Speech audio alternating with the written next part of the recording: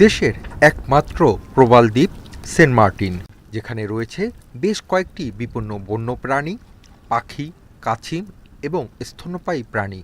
দ্বীপটিকে রক্ষায় নানা ধরনের উদ্যোগ নিচ্ছে সরকার।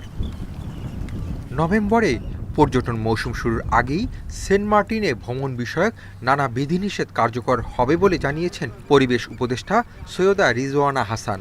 এর মধ্যে রয়েছে পর্যটকের সংখ্যা নির্দিষ্ট করা, রাত্রি যাপনে নিষেধাজ্ঞা সহ কিছু বিধিনিষেধ। আমি চাই সেন্ট মার্টিন দ্বীপটা সকলেই দেখুক, কিন্তু একই লোক 5 বার না যাক। আমি চাই সেন্ট মার্টিন দ্বীপটা একটা কোলাহল মুক্ত দ্বীপ হোক।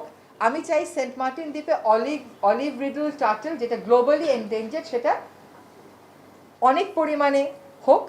উপদেষ্টা জানান, চলতি মৌসুমে সেন্ট মার্টিনে সিঙ্গেল ইউজ প্লাস্টিক ব্যবহার বন্ধ হবে। পর্যায়ক্রমে একবার ব্যবহারযোগ্য প্লাস্টিক নিষিদ্ধ হবে কক্সবাজার ও কুয়াকাটাতেও।